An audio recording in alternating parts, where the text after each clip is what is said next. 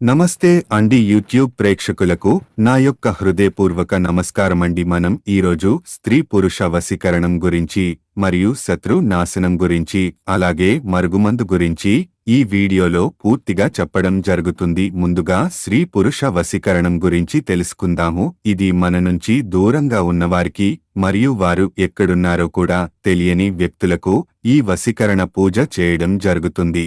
ఈ వశీకరణ పూజ అనేది స్త్రీ కాని పురుషులు కాని వారి సమస్యలపై చేయడం జరుగుతుంది.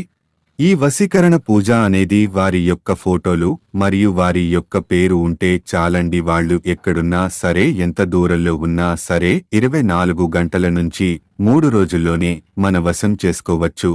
మరియు రెండవది శత్రు నాశనం. అంటే మన బాగోగులు చూసి అరే వీడేదో బాగుపడిపోతున్నాడే అనే తంటివి ఈర్ష్య, అసూయం. ఇది మన ఇరుగు పొరుగువారులే. మనమీద మనకు తెలియని విధంగా శత్రులే ఉంటారు.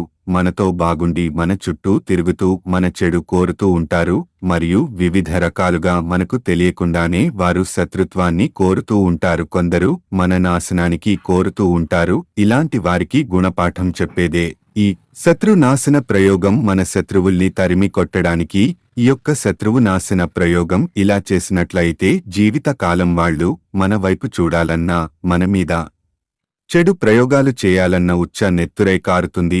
మనం వాళ్లకు తిరిగి దెబ్బతీయాలన్నా, శాశ్వతంగా మంచాన పడేటట్టు చేయాలన్నా, శాశ్వతంగా దూరం చేయాలన్నా, వాళ్ళు మన జోలికి రాకుండా చేయాలన్నా ఈ శత్రువు నాశన ప్రయోగాన్ని చేయాలి. ఇలా చేయడానికి వారి యొక్క ఫోటో మరియు వారి యొక్క పేరు ఈ 2 ఉంటే చాలండి. జీవితంలో మన జోలికి రారు.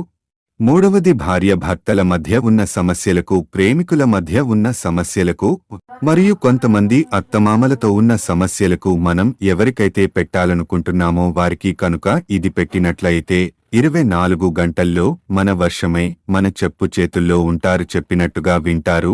మా ఛానల్ని మీరు మొదటిసారిగా చూస్తున్నట్లయితే లైక్ చేయండి, షేర్ చేయండి. మీకు నా డౌట్లపై కామెంట్ చేయండి. తప్పకుండా సబ్స్క్రైబ్ చేసుకోండి.